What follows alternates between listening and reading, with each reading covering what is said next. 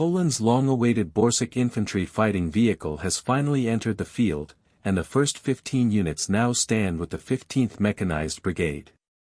It's more than just a delivery milestone, it's a signal that Poland is accelerating its break from Soviet-era armor and stepping confidently into a new era of indigenous military capability. But what exactly does this moment tell us about Poland's defense ambitions, and why does the Borsuk matter far beyond the borders of Poland itself? Let's dive into the strategic story behind these new machines. The March 2025 contract for 111 Borsuk IFVs set the stage for one of the most important modernization programs in Poland's ground forces. Today, those first vehicles are no longer blueprints, prototypes, or factory floor testbeds. They are operational systems in the hands of a unit that will shape the future of Polish mechanized warfare.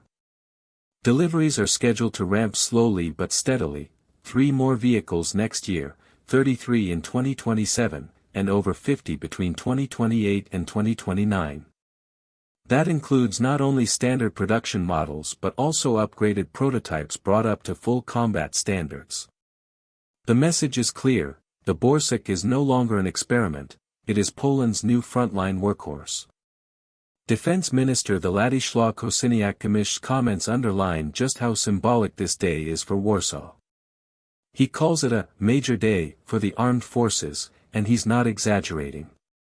For decades, Poland has relied on legacy platforms like the BMP-1, vehicles that belong to another century's battlefield. Replacing them is not merely a matter of hardware. It represents a shift in doctrine, in industry, and in Poland's long-term strategic posture. When the minister says the 111 Borsuks are not our final word, it raises an important question: how large of a role does Poland envision for this platform? And more importantly, how far does it plan to push its own defense industry?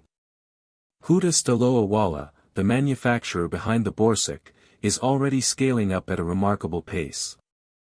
Production of the AHS Crab has doubled from 18 to 36 units annually, and this year alone more than 200 pieces of equipment rolled off HSW lines.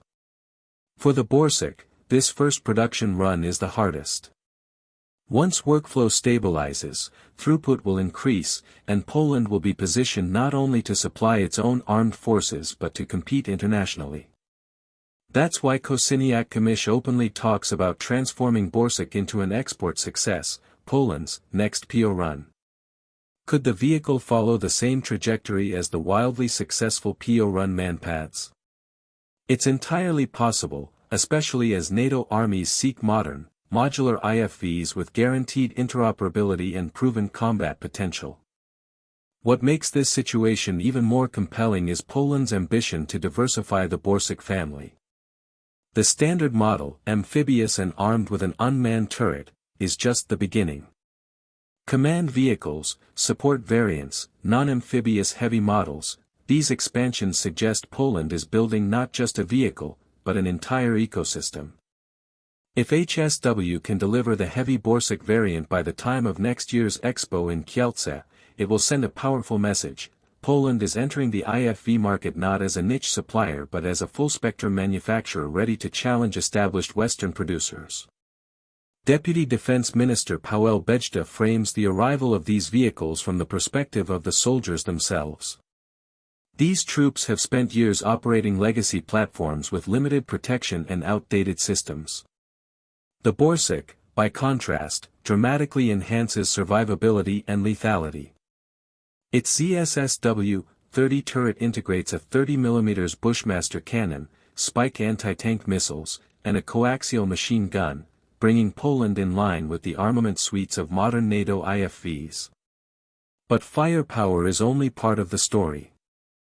The Borsuk also brings real modular armor protection, modern mine resistance, and a mobility profile made for the fast-paced, sensor-rich, hybrid battlefield that defines today's conflicts. So how transformative is this shift for a brigade position near NATO's eastern flank? The answer is, profoundly.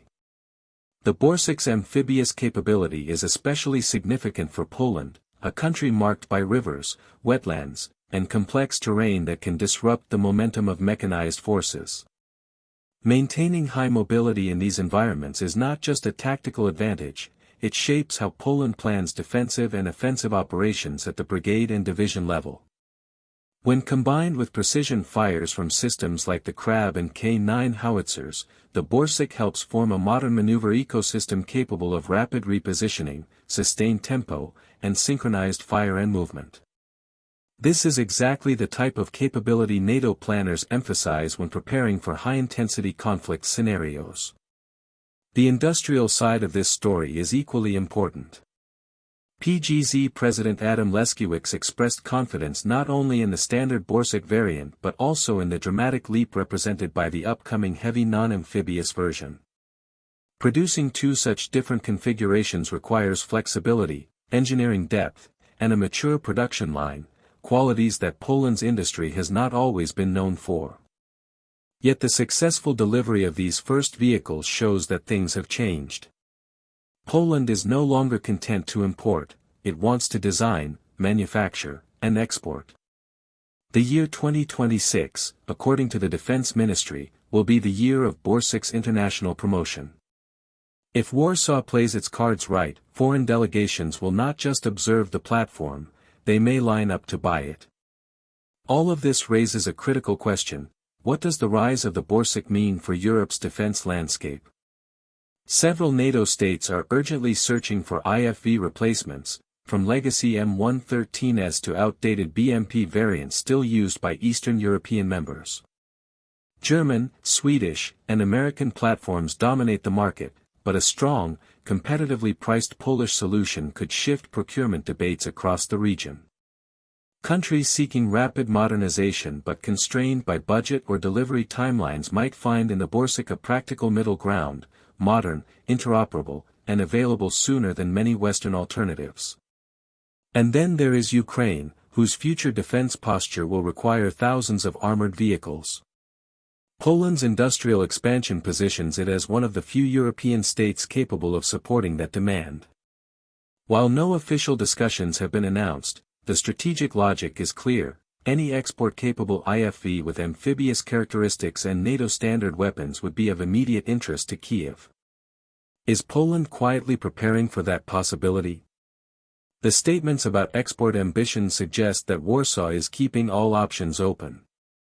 Ultimately, the delivery of these first 15 vehicles is more than a ceremonial handover. It marks the beginning of a structural transformation in Poland's military and industrial capabilities.